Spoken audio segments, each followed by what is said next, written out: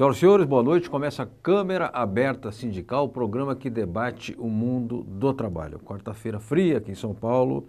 Estamos aqui fazendo o programa ao vivo, esperando, como sempre, fazer um bom programa, trazendo aqui à luz debates sobre o mundo do trabalho, sobre as categorias profissionais, seus desafios, seus problemas, suas reivindicações. Hoje nós vamos falar de duas categorias que são importantes para a economia, são importantes para a vida das pessoas e também das empresas, que são os aeroviários e os aeronautas, né? Nós somos um país que não tem o tripé do transporte, que seria o tripé clássico, né? Que é o transporte rodoviário, o transporte férreo e o transporte aéreo. Aqui o transporte por ferrovias não existe, sempre foi precário e a partir de uma política deliberada nos finais dos anos 70 e 80, liquidaram com o que havia de transporte de passageiros, especialmente férreo, no Brasil. Se tentou durante algum tempo o transporte fluvial, né, as chamadas hidrovias, mas isso também não avançou muito e ajudaria muito, especialmente o setor de agronegócios. Enfim, os que leem jornais, os que acompanham noticiários de TV, os que acompanham o que ocorre no Brasil, têm assistido nas últimas semanas, especialmente, noticiários sobre crise no setor aéreo. E, evidentemente, quando há uma crise no setor empresarial, o primeiro que paga a conta é o trabalhador, porque o capitalista vai transferindo o custo, a fatura, né, para que ele seja o último a pagar o débito. Então, os trabalhadores sempre são os primeiros, digamos, prejudicados nesse processo. Eu, como leigo, né, e o leigo tem o direito de fazer, às vezes, as perguntas mais tolas e mais, assim, descompromissadas, eu queria saber que crise é essa que existe no setor de transporte, especialmente no transporte de pessoas, se hoje a antiga Ponte Aérea virou um Penha-Lapa. Penha-Lapa é um ônibus que, para quem não sabe, que fazia uma linha longa aqui em São Paulo, da Zona Leste à Zona Oeste, e era talvez a linha mais longa de São Paulo. Então, o Penha-Lapa ficou famoso. Se você pega hoje um avião de ponte aérea, é Penha-Lapa.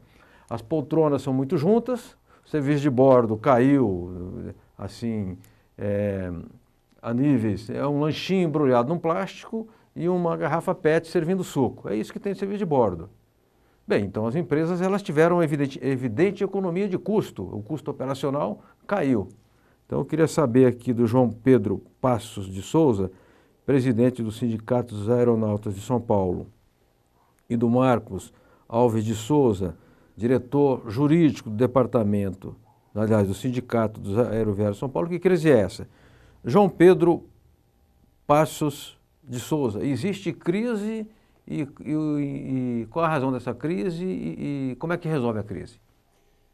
Bom, existe uma crise, né? De fato ela existe, mas não é uma novidade no setor aéreo, né? Essa crise ela vem se repetindo e sendo reiterada ao longo dos anos, porque o governo brasileiro, o Estado brasileiro se omite há muitos anos, principalmente nas últimas 2 décadas, em particular nessa última década, e não tem políticas para o setor. Ou, na verdade, até tem, porque nós temos o PENAC, né, a PENAC, que é a Política Nacional da Aviação Civil, que está dormindo nas gavetas de Brasília e não é implementada. Então, há uma crise no sentido em que essa ausência de políticas públicas não dá sustentabilidade às empresas aéreas. Certo. Mas também é uma verdade, como você mesmo manifestou, que as empresas tiveram sobejamente tempo ao longo desses últimos anos, sobretudo com o desaparecimento da Varig, que deixou um mercado enorme, imenso, que poderia ter sido explorado de uma forma mais sustentável pelas outras empresas que remanesceram, principalmente pela Gol e pela TAM. Mas, infelizmente, em vez delas criarem uma estratégia que desse sustentabilidade, trouxesse lucros, mas de uma forma sustentável, racional, se deflagraram numa guerra tarifária, procurando absorver os maiores nichos de mercado e, com isso, acabaram gerando uma crise, inclusive, de gestão, que, como você mesmo falou, acaba explodindo no trabalhador. Então, há uma crise parcial, né, verdadeira, que o governo precisa agir, mas também há uma falta, uma irresponsabilidade dos gestores dessas empresas no sentido de não darem sustentabilidade ao negócio que eles adquiriram e que exploram. Ô João Pedro, eu lembro muito do Brizola, quando houve a crise na Varig, né, o Leonel Brizola, o Leonel de Moura Brizola, e ele dizia, olha, o Brasil não pode deixar a Varig quebrar, porque todo país que se preza tem pelo menos uma grande companhia de aviação, né? E um país territorialmente imenso como o Brasil, especialmente precisaria de ter uma grande companhia de aviação. E a empresa acabou liquidada, né? E aí diziam, mas é que o Brizola é ligado lá ao diretor da empresa, que põe dinheiro na campanha dele. Isso é outra discussão, né? A discussão efetiva é que quebrou e gerou prejuízo à nação, gerou prejuízo à economia brasileira, permitiu a entrada de empresas multinacionais no setor aéreo. E aí vem essa guerra, muitas praticando dumping, inclusive, todo mundo sabe. E aí vem essa guerra de tarifas. Aí eu te pergunto, antes de passar aqui ao Marcos Alves de Souza, a ANAC, a Agência Nacional de Aviação Civil, existe, né? Essa agência, ela não tem um poder, ela não tem uma política efetiva, ela não atua no sentido de, digamos, organizar e estruturar o setor? Olha, a ANAC eu diria para você que é um capítulo à parte, porque no setor aéreo, o trabalho, né, os sindicalistas, os sindicatos do setor, durante muitos anos lutaram para que houvesse uma agência reguladora civil que saísse do controle dos militares. Correto. Mas, e foi uma luta árdua, e todos nós comemoramos quando isso ocorreu. Mas a ANAC, lamentavelmente, ela não exerce sua função. E vou mais além, a ANAC, eu diria que ela deixa de patrocinar interesses do país e acaba, por inércia, ou por irresponsabilidade, ou por falta de agir, patrocinando outro tipo de interesses. Ela acaba atendendo muito mais a interesses do ponto de vista empresarial do que do ponto de vista da própria nação brasileira. Ou seja, não cumpre a sua função. Não cumpre sua função. A ANAC não cumpre sua função. Perfeito. Marcos Alves de Souza, você trabalha no setor, você é aeroviário. Aeroviário é quem trabalha no chão. Aeronauta é quem trabalha embarcado, ok? Exatamente. E como é que vocês, trabalhadores que, como dizia o Vinícius Moraes, que não gostava de viajar de avião, diz, não tenho nada contra avião, o problema é que a oficina fica na terra. Como é que vocês estão sentindo essa crise? Está vendo desemprego? Está vendo, assim, digamos, pressão para corte de benefícios? Como é que o peão, o trabalhador daqui, que fica na terra, garantindo as condições do voo da aeronave, está vivendo esse período? Hoje, a principal situação do mecânico, do profissional que trabalha na área de check-in, os operadores, aqueles que colocam a bagagem no avião, o grande desafio nosso, junto ao próprio Ministério Público, é com relação à questão da precarização da mão de obra, assédio moral e por aí vai, e os baixos salários. E tem terceirização também? Tem a terceirização das empresas de handling, aquelas que fazem todo o transporte de carga dos aviões. Esses trabalhadores, eles têm um grande desafio junto ao sindicato de buscar melhores condições a nível salarial, porque o salário está muito baixo. Hoje, nós vemos um contingente grande de trabalhadores, mas, ao mesmo tempo, as empresas não têm investido na qualificação e requalificação desses profissionais. Tá.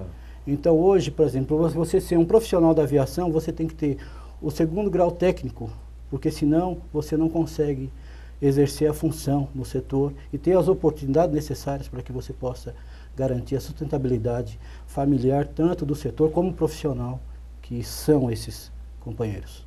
Agora, Marcos, recentemente, a questão de um ano, talvez, a presidente Dilma apresentou um pacote que, aliás, eu achei muito bom, ligado à infraestrutura, porque é claro que o Brasil tem alguns gargalos que são visíveis. Um problema é baixa escolaridade, temos atrasos tecnológicos injustificáveis, e um outro é o setor de infraestrutura, né? E o transporte ele é fundamental quando se fala em logística e infraestrutura.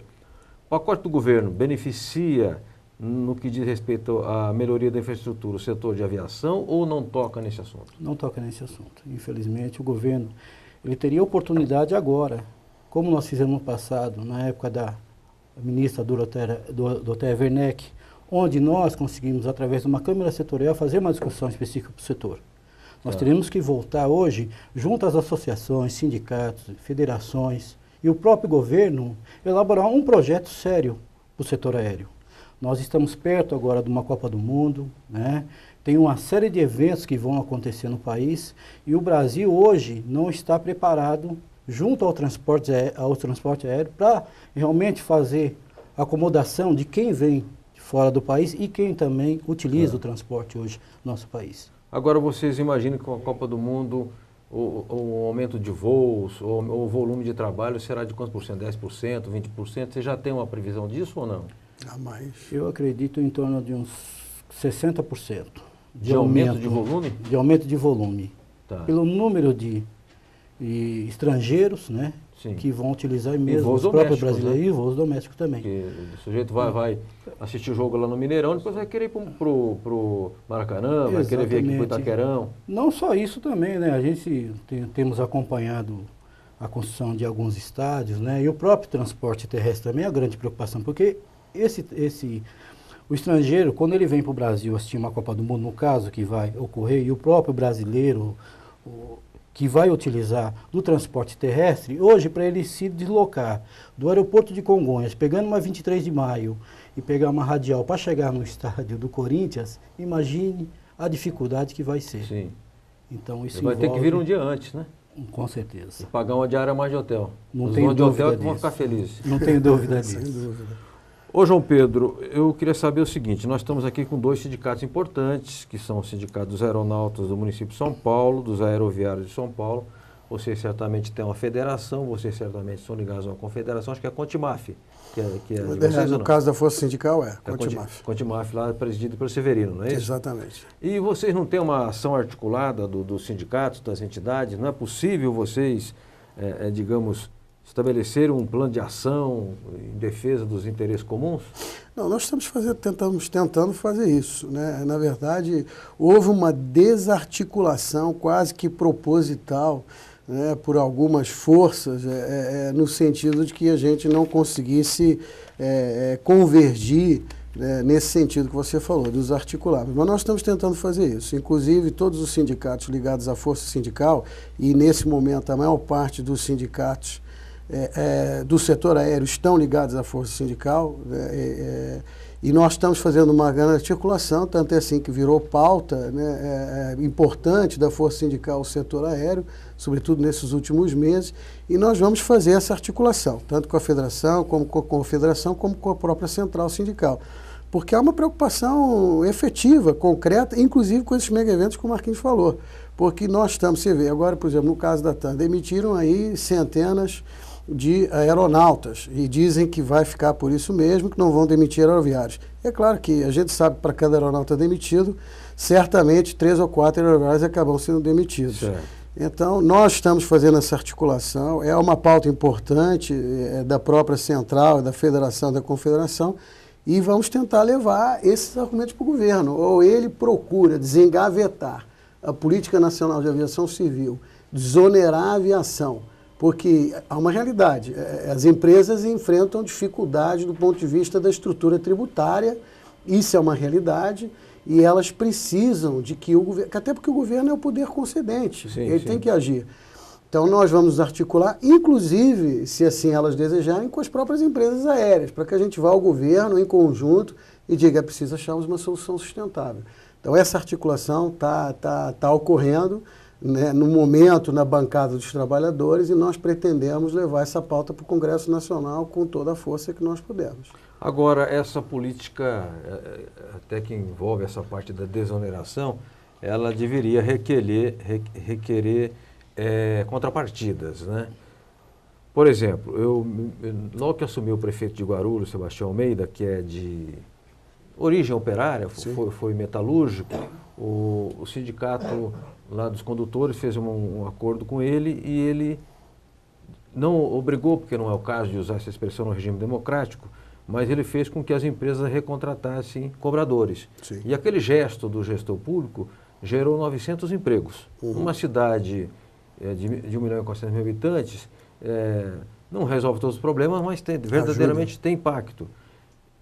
Então, nenhuma empresa quebrou por ter contratado cobradores, né?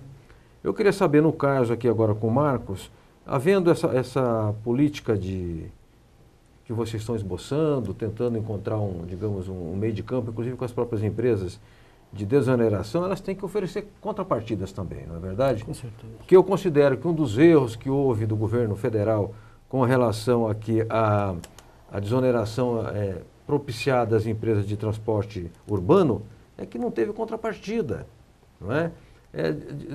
Desonerou lá o imposto, acho que foi, se não me engano, o ISS, né? ISS. E a própria Folha, né? A Folha, também. Sim. A Folha. Bom, e aí? E qual a contrapartida? Eu vou oferecer que benefício para os trabalhadores e para os usuários e para a população? É preciso, né, Marcos, incluir isso também, não? Tem que criar uma pauta de negociação e as próprias empresas, elas têm que ter como proposta uma mudança de tudo isso que está acontecendo.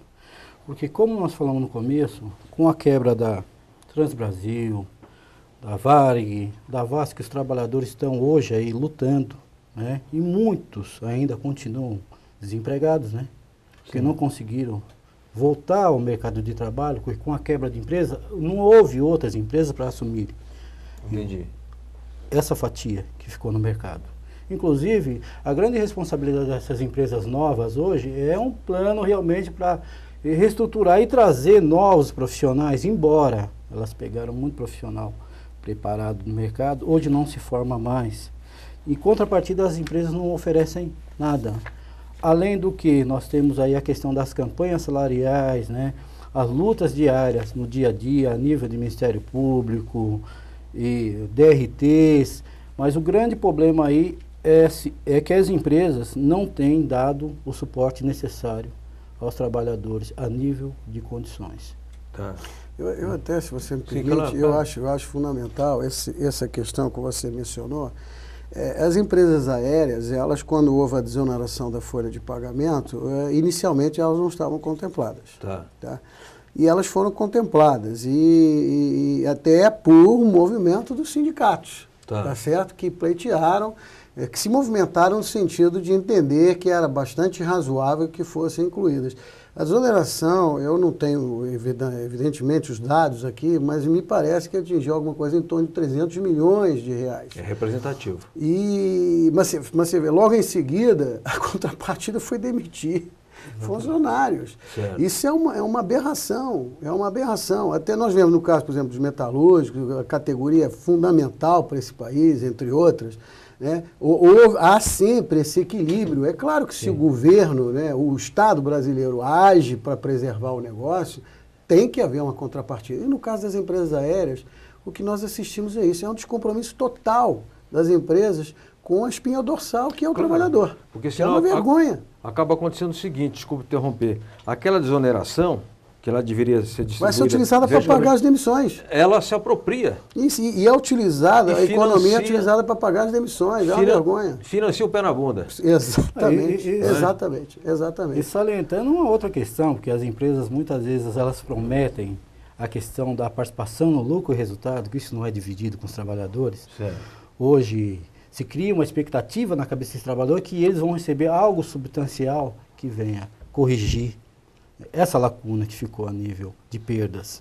Infelizmente, elas não estão fazendo o papel delas. Elas estão lucrando, ganhando, como o próprio João colocou aqui, demitindo muitos trabalhadores, em contrapartida não estão dando nada para os nossos trabalhadores. Então, mas eu quero criar uma conta elementar, porque a lei 2001 dos lucros e ou resultados, ela diz o seguinte: a empresa não teve lucro, mas ela comprou um galpão ali do lado, ou comprou equipamento, ela obteve resultado. Então, ela teve ganho, ela aumentou seus ativos, aumentou seu capital. Isso enseja a distribuição. Se a empresa ela operava com X de impostos e agora ela opera com menos X, ou digamos, de 15 caiu para 10, ela obteve resultado.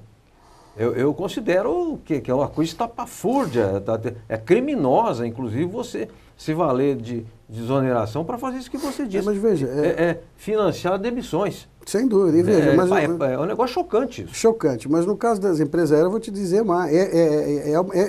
Além de eu vou reiterar, é uma aberração. Porque, por exemplo, os PLRs, os últimos PLRs, de uma forma geral, essa participação de lucros e resultados, eles já começam pelo seguinte: eles estabelecem metas que não têm transparência nenhuma, inalcançáveis, na maior parte, o que para nós já considera o que nós dizemos de assédio moral coletivo.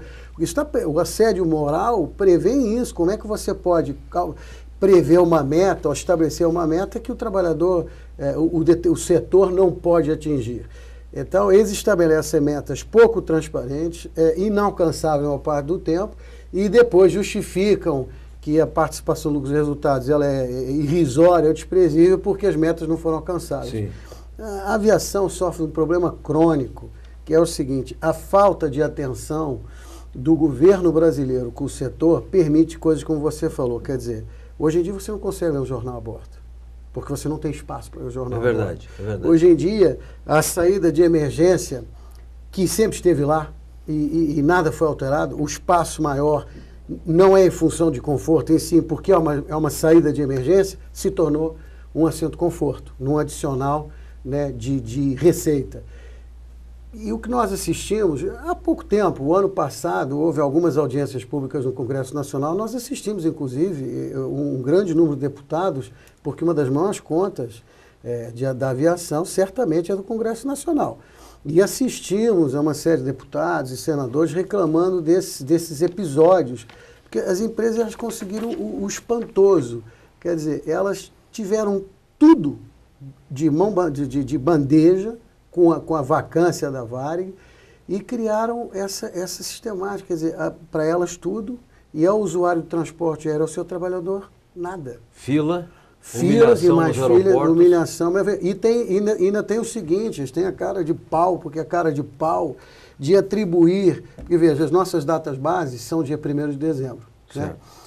E é uma data base muito antiga, são datas bases que têm décadas. Correto. Né? E nós temos a cautela de procurar negociar, temos bimestrais e tal, para que não se afunilem as negociações. Mas as empresas propositalmente empurram essas negociações para o final do ano, para próximo da data de Natal, para depois jogarem a culpa de eventuais transtornos nos aeroportos por causa dos trabalhadores.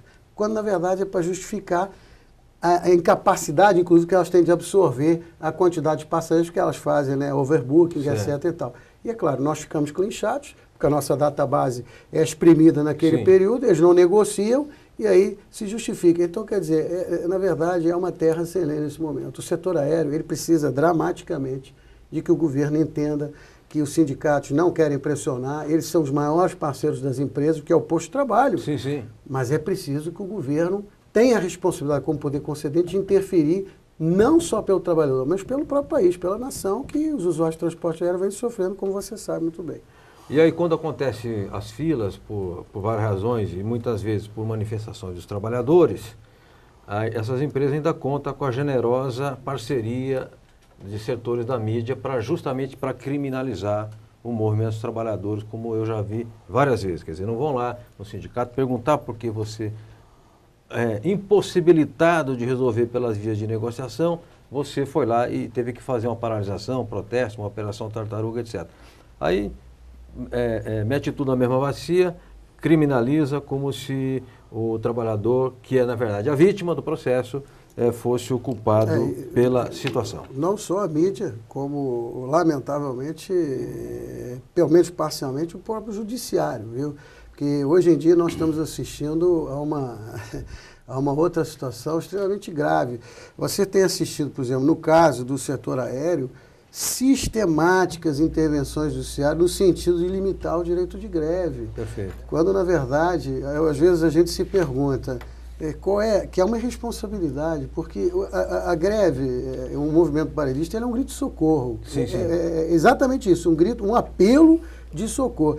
Mas porque as situações são dramáticas. Quando você impede que esse grito de socorro tenha eco, Os problemas não se resolvem, se acumulam. Claro. Aí pergunto, quando estourarem, aí nós assistimos a certas coisas. Quer dizer, se não se resolvem os problemas pontuais, eles se acumulam e acabam estourando em situações muito mais graves, como nós temos assistido, até no comprometimento da segurança operacional. Perfeito. Eu queria, antes de retomar a conversa aqui com o diretor jurídico do Sindicato Zero Vero do Estado de São Paulo, o Marcos Alves de Souza, fazer alguns comentários, como eu faço em todo o programa. Primeiro, Enéas, mostrar alguns materiais sindicais. Queria contar com a sua generosa colaboração, que é o Sindicato O Metalúrgico, o jornal O Metalúrgico, do Sindicato Sindimetal, Sindicato dos Metalúrgicos Taubaté. Aqui ele é Assembleia, vai votar estrutura de cargos e salários na Auto Livre. Aí ele chama para participar.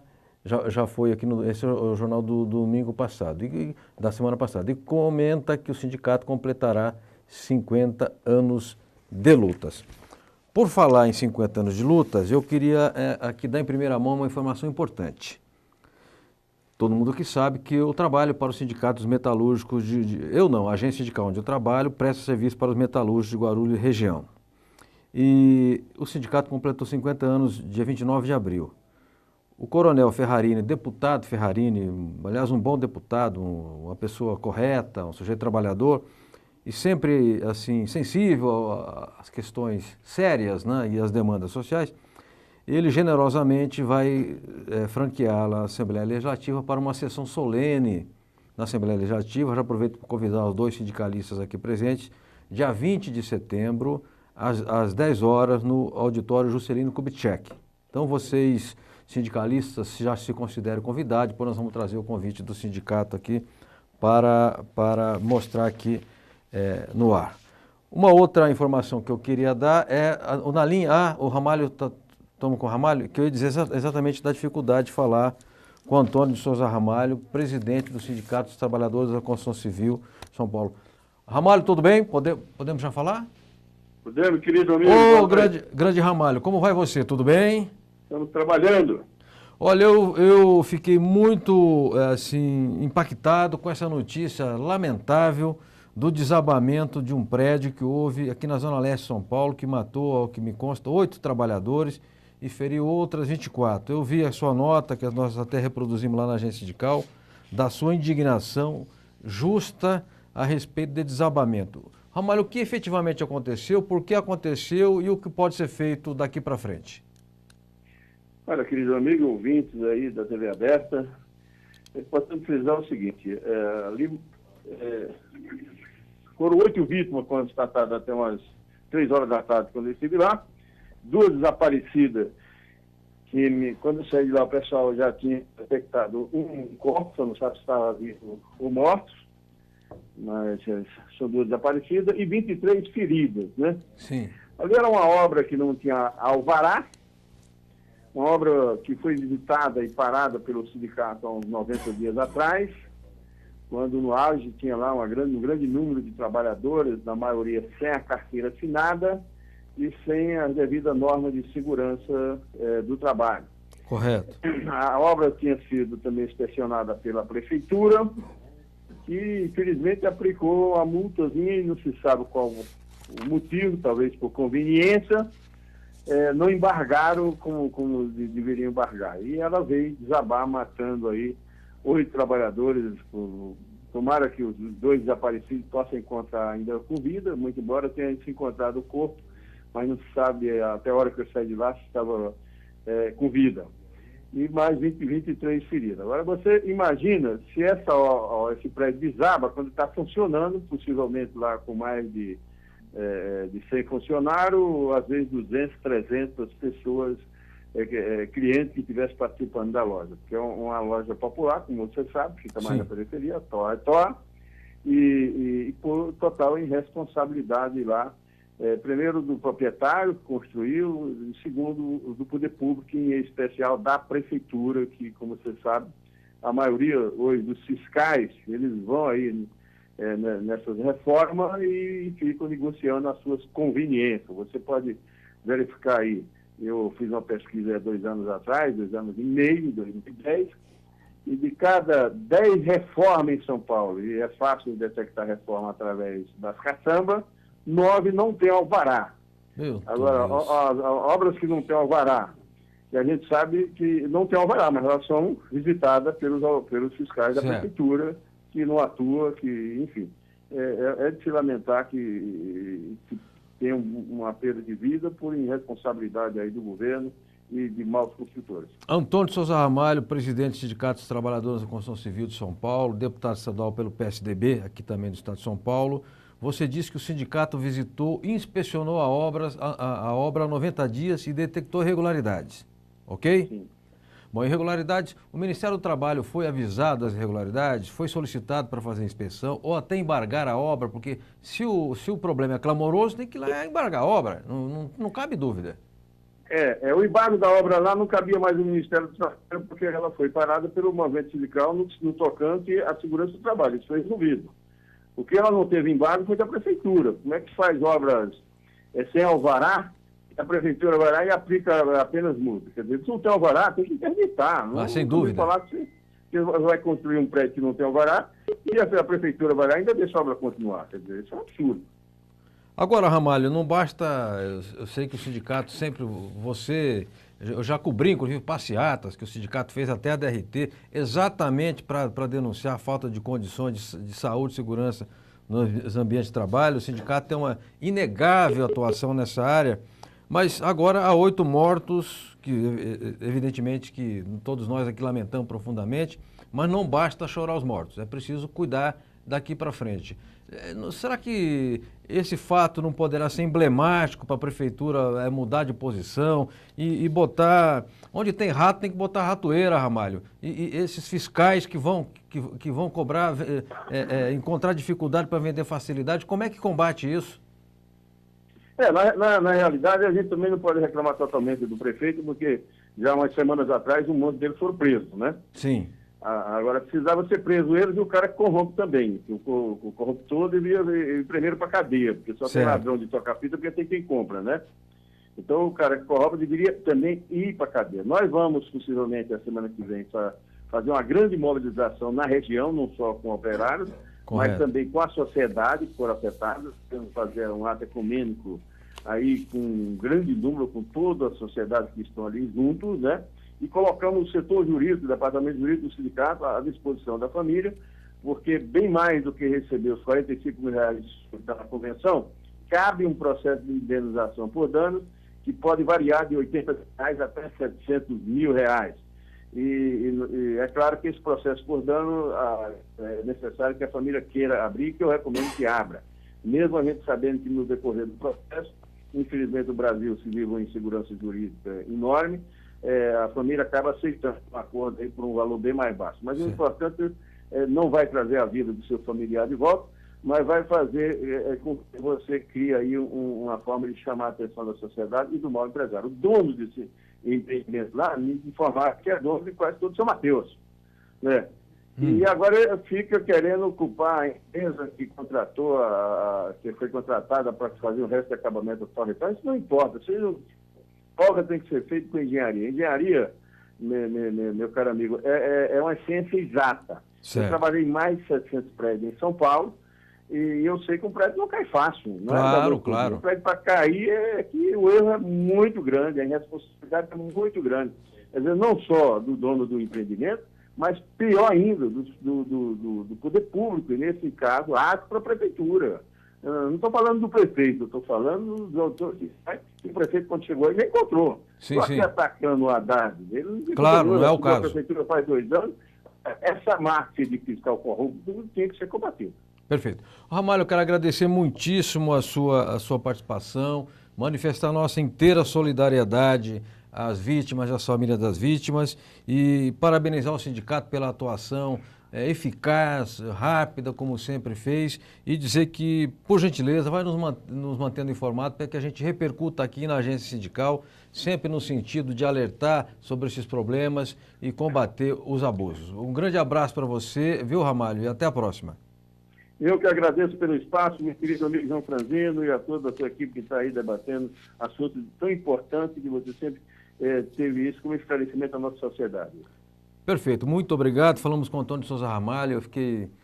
Eu já trabalho até hoje para sindicatos da área operária, nos anos 80 também, e eu não me conformo com a ideia de acidente de trabalho. Eu não admito essa história de que falha humana, falha de não sei o quê. No caso da obra, o proprietário é responsável pela obra e é responsável, inclusive, é litisconsorte, ele é responsável pelas atitudes da empresa que ele contratou, porque senão a gente cai no vazio jurídico e aí ninguém é responsável por nada e só as vítimas é que vão pagar pelo erro dos outros. Isso não pode ocorrer. Bom, nós estamos aqui hoje no Câmara Aberta Sindical tratando com aeroviários e aeroportuários, falando da luta dos trabalhadores, das demandas do setor, falando da crise que existe no segmento, de uma falta de política efetiva em âmbito nacional para o setor de transporte aéreo civil. E nós conversamos aqui com o João Pedro Passos de Souza, que preside o Sindicato dos Aeronautas do município de São Paulo, e também com Marcos Alves de Souza, que é diretor jurídico do Sindicato dos Aeroviários do Estado de São Paulo. Eu queria chamar um rápido intervalo, a gente faz aqui o intervalo de sempre e daqui a pouco voltamos com Câmara Aberta Sindical.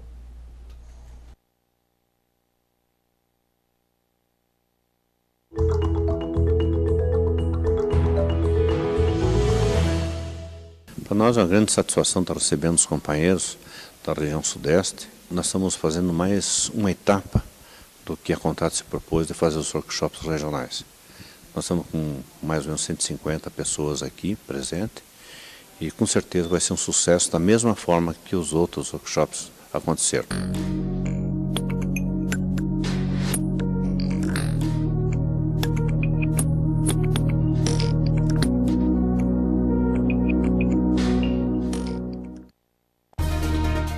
A FEComerciários, formada por 68 sindicatos filiados no estado de São Paulo, representando 2,5 milhões de comerciários, apresenta Momento FEComerciários.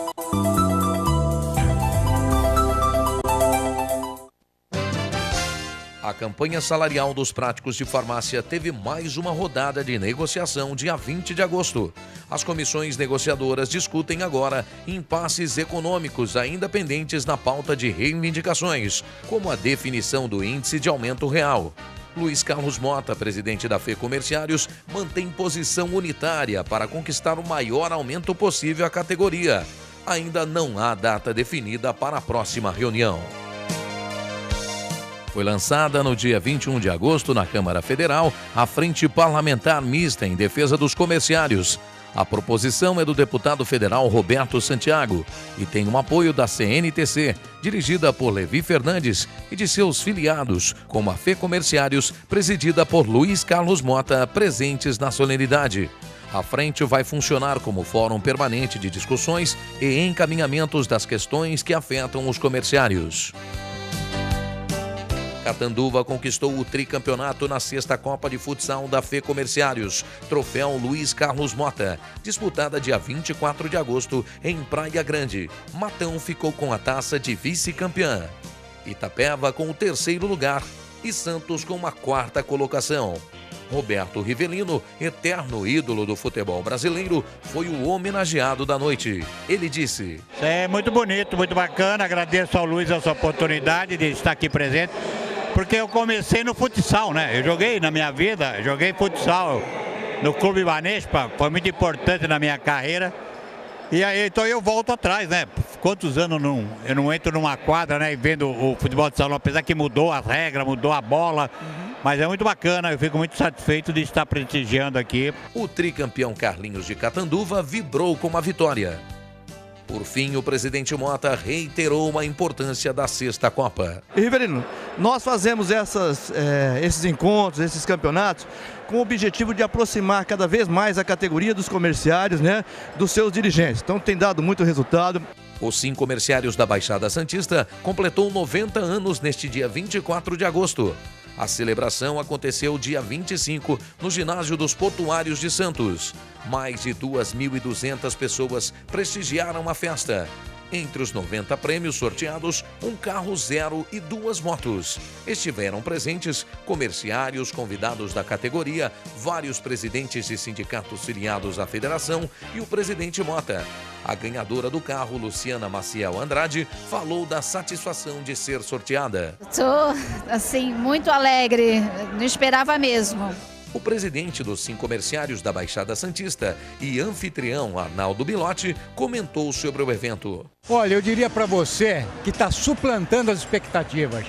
O comerciário é uma classe muito unida, principalmente os sócios do sindicato. E eles estão comparecendo em massa com as suas famílias para terem uma tarde agradável de divertimento em benefício de toda a categoria. Muito feliz.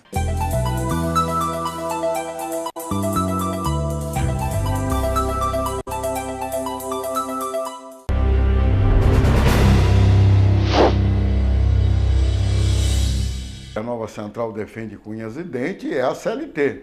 Nós fomos fundados para defender o artigo 8º, seus incisos da Constituição e a CLT. Porque nós achamos que trabalhador sem direito é um trabalhador frágil. O trabalhador só tem para vender a sua mão de obra, nada mais. Então nós precisamos ter uma legislação trabalhista que efetivamente garanta os direitos dos trabalhadores.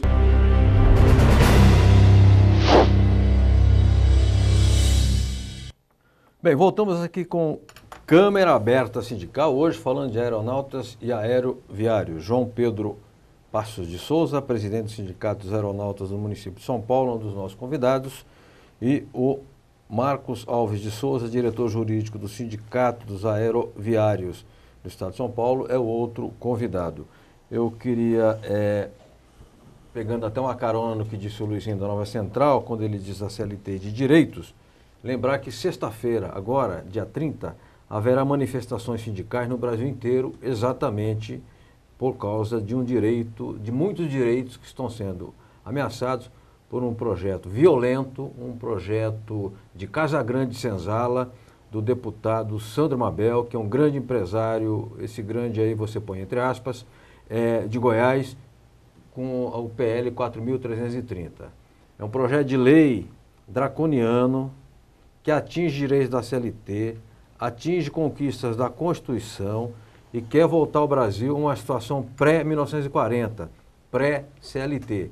O trabalhador perde registro em carteira, o trabalhador pode ser contratado como PJ, tem que ir na prefeitura abrir uma empresa e dar nota fiscal, aí ele não recebe 13º, não recebe férias, não recebe fundo de garantia e também facilita a vida das Copergato, dessas cooperativas bandidas que não tem nada com a ideia, é uma corrupção do sentido generoso da palavra cooperativa, na verdade são atos de exploração e de achaques em cima da mão de obra. É inadmissível que no regime democrático um deputado tenha a cara de pau de propor um projeto desses, eu não me conformo.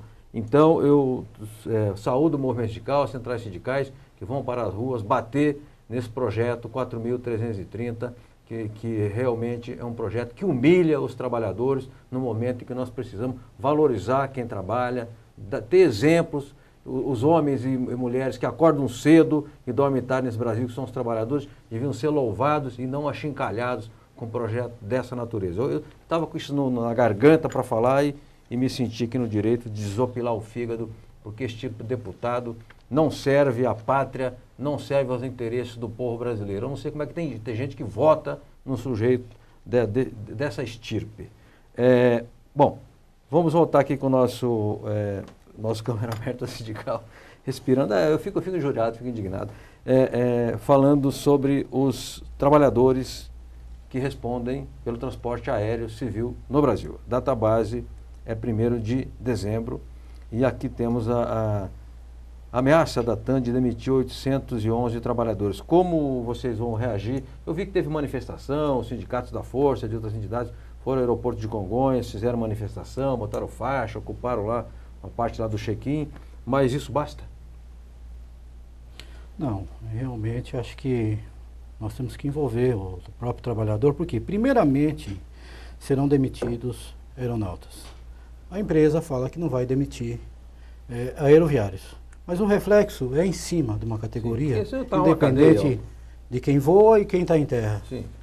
Então vai faltar aeronave. Estão falando que vão devolver a aeronave, mas na verdade estão trazendo, né? Então, o que acontece é que se nós não realmente fizermos a nossa parte como trabalhadores, dificilmente a empresa vai atender às reivindicações. Temos que fazer movimento, como já fizemos, e buscar o entendimento na mesa. Embora nós procuramos de todas as maneiras, mandando ofício, comunicando ao próprio Ministério Público da responsabilidade de chamar as empresas para uma mesa de negociação. E não fizeram. Então fica difícil. Nós, trabalhadores, não atendendo essas reivindicações dos nossos próprios trabalhadores e aceitando também aquilo que a empresa quer fazer, tanto com o aeronauta como aeroviário. Perfeito. Já me aviso que tem uma reportagem, mas eu queria fazer 2 perguntas dos telespectadores para não deixar o nosso povo aqui sem direito à voz, que aqui é o Câmara Aberta Sindical. A Elisa de Itaquera pergunta, eu passo aqui para o João Pedro, o seguinte: como o setor está se preparando para a Copa do Mundo e a Olimpíada? Muito mal, muito mal. Do nosso ponto de vista, muito mal. Nós vemos assim, o governo tem o viés, tem a preocupação exclusiva com a parte de infraestrutura aeroportuária, que é relevante, é fundamental, e, evidentemente, nós sabemos o que está acontecendo nos aeroportos brasileiros. Mas a parte da infraestrutura humana, ela está ao abandono. Então, eu acho que nós vamos ter, enfim, todos nós torcemos para que a Copa do Mundo seja um sucesso. Que o Brasil ganhe. E que o Brasil ganhe. Eu acho que o brasileiro merece, né? Pelo menos isso tem que acontecer. Mas nós vemos com muita preocupação, porque a parte de infraestrutura humana, que é essa que é fundamental, que somos nós que, né, decolamos os aviões, carregamos os aviões, ela não está sendo atendida. Então, eu diria aí para, como é o nome da... Elisa. Para a Elisa, que da nossa parte, da parte dos trabalhadores do setor aéreo, não tenho a menor dúvida que nós vamos tentar carregar nas costas, como tem feito sempre, né, o trabalhador, para que esse evento seja sucesso. Mas, respondendo, eu acho que estamos nos preparando muito mal. Perfeito. Nós vamos chamar a reportagem agora. Eu vou fazer a pergunta, depois o Marcos responde. A Gisele dos Jardins diz o seguinte: no começo do programa, o apresentador comparou a ponte aérea Rio-São Paulo com a linha de ônibus Pé-Lapa, onde havia muitos acidentes, superlotação principalmente, né? E ela pergunta se essa grande demanda de passageiros não pode prejudicar a manutenção dos aviões e gerar acidentes, etc. Depois o Marcos responde. Temos a reportagem, já podemos chamar, Elias? Então, antes de colocar no ar, eu quero dizer o seguinte, avisar, né, dar o contexto, né, da reportagem. Houve o 3º Congresso da CTB, Central de Trabalhadores e Trabalhadoras do Brasil. A agência sindical esteve lá cobrindo e nós vamos mostrar a matéria. Depois voltamos para falar do setor aeroviário e aeroportuário. Ok? Vamos lá?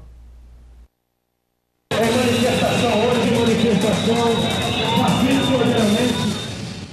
A CTB, Central dos Trabalhadores e Trabalhadoras do Brasil, realizou o 3º Congresso Nacional nos dias 22, 23 e 24 de agosto, no Palácio das Convenções do ANB, em São Paulo. O evento contou com a presença de 1.500 delegados de todo o país, além de lideranças políticas, sociais e do movimento sindical. Os ministros Manuel Dias, Trabalho e Emprego, e Gilberto Carvalho, da Secretaria-Geral da Presidência da República, representaram a presidente Dilma Rousseff. Também participaram os presidentes da CUT, Wagner Freitas, da UGT, Ricardo Patá, da CGTB, Ubiraci Dantas de Oliveira, da CSB, Antônio Neto, além de dirigentes da CONTAG, MST, UNE e outras entidades. Wagner Gomes, ex-presidente e atual secretário-geral da Central, e Adilson Araújo, eleito presidente nacional da CTB durante o Congresso, conversaram com a equipe do Câmara Aberta Sindical. Nós chegamos, depois de 6 anos de fundação, num resultado que a gente avalia superior do que a gente esperava.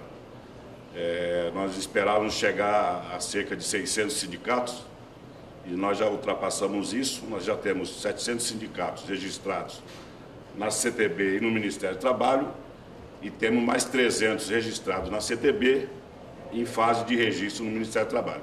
Então nós temos cerca de 1.000 sindicatos já organizados dentro da CTB, e a gente acha que esse número vai aumentar muito rapidamente depois desse congresso. Nós enxergamos que o ciclo mudancista iniciado por Lula trouxe um horizonte de expectativas. Nesse sentido, com a aprovação da agenda da classe trabalhadora, nós estamos a exigir uma mudança significativa e imprescindível para que os trabalhadores possam ter efetivamente a sua valorização. Portanto, está na ordem do dia a necessidade não somente da redução da jornada de trabalho sem redução de salário, mas um conjunto de medidas que vão contribuir para que o trabalhador tenha cada vez mais a autoestima necessária para que ele possa elevar a sua capacidade de produzir e ter o seu bem-estar social garantido.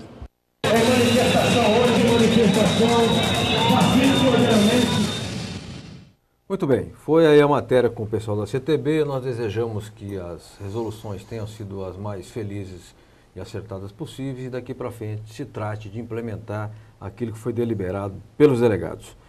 Marcos, esse aumento de demanda, pergunta a Gisele aqui, provoca um acúmulo para vocês que fazem manutenção, que cuidam da parte fundamental, que é o avião, cuidar da aeronave antes dela levantar voo? Na verdade, nós estamos com falta de profissionais no mercado. Muita falta. Mas falta no mercado ou falta nas empresas? Falta nas empresas. O mercado não conseguiu absorver, até porque também não se forma mais os profissionais. O custo é alto para um profissional, ele entrar na aviação hoje. Como eu falei no começo, ele tem que ter uma formação técnica. E para ser, por exemplo, profissional na área de pista, ele tem que ter no mínimo 2 carteiras, senão ele não trabalha numa empresa aérea. A própria legislação, no caso da ANAC, exige. E a dificuldade desse trabalhador de se formar? O custo é alto. Então, a grande dificuldade que nós vamos ter é a nível de profissionais qualificados no mercado. E isso você acha que gera preocupações para quem vai voar? Ou não queremos aqui fazer terrorismo, mas não é o caso? A carga excessiva de trabalho. Essa é a grande preocupação nossa. Vocês trabalham em média 42 horas semanais. 42 semanas. Mas normalmente um profissional, ele trabalha 12 horas corrida. Por quê? Existe um excesso muito grande de passageiros e o atendimento da aeronave. Uma aeronave, no máximo, ela pode ficar 15 minutos em terra. E aí ele tem que atender às urgências. Exatamente. E a jornada é esticada. E tendo mais que as empresas também têm a questão do banco de horas, não pagam hora extra. E muitas delas ainda, que têm as prestadoras de serviço, elas não cumprem rigorosamente a nossa convenção coletiva. Perfeito.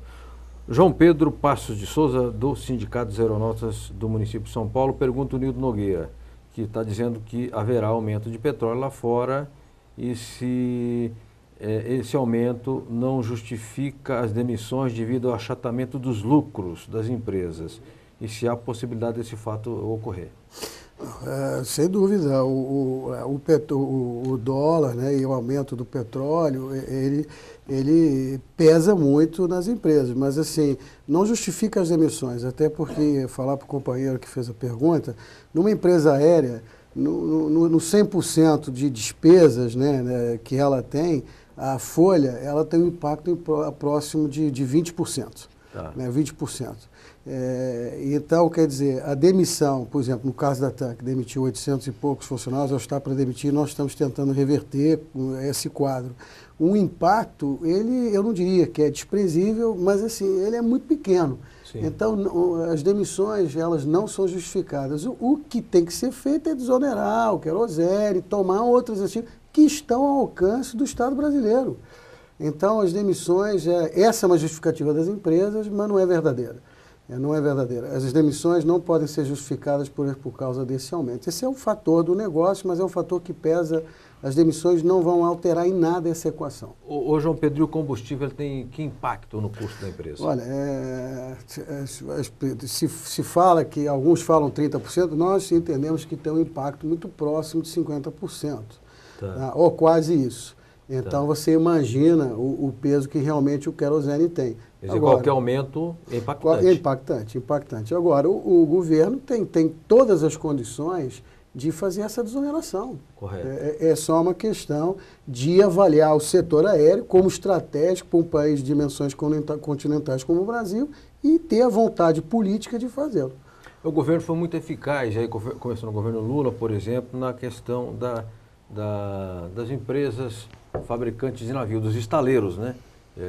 Chegou a cair para 3 mil trabalhadores, hoje tem 45, 50 mil lá em Niterói. Portanto, quando o Estado entra, ele reorganiza o setor. Aliás, eu li um artigo do Elfineto esses dias que mostrando exatamente isso, que na atual fase da economia capitalista, o Estado ele é absolutamente indispensável para dar suporte à atividade privada. Não que ele será, digamos, um departamento da iniciativa privada, mas ele tem uma função inequívoca e tem que cumprir isso. Sobretudo no caso de setores que são concessão pública. Sim. As empresas aéreas, elas exploram uma concessão pública, ou seja, que está ofertada ali para a exploração do negócio pelo povo brasileiro.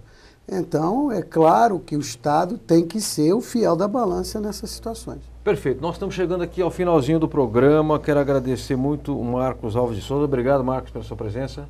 Nós que agradecemos. E boa sorte na campanha salarial. Com certeza, se Deus nos ajudar, né? Tá. O esforço dos nossos trabalhadores também. Perfeito. João Pedro Passos de Souza, muitíssimo obrigado pela sua presença. Eu te agradeço. Boa sorte na campanha salarial. Obrigado, eu te agradeço e te convido que você, quando nós estivermos fazendo as negociações, que vá lá nos visitar, nos acompanhar para ver se a gente, em conjunto, todas as categorias profissionais ajudam esse setor tão importante como é a aviação. Perfeito. Olha, eu quero agradecer muitíssimo aos que nos acompanharam aqui no Câmara Aberta Sindical, aos que fizeram perguntas. Eu tenho várias perguntas aqui que eu não pude colocar no ar porque a gente é um assunto que não pode ser tratado na base do sim, não, respostas muito curtas, porque é um setor complexo, como é o setor aeronáutico, mas eu agradeço a todos que nos enviaram as perguntas. Então, a todos e a todas que nos acompanharam, nos mandaram suas perguntas, muitíssimo obrigado e até quarta-feira que vem com um novo Câmara Aberta Sindical, debatendo sempre o mundo do trabalho.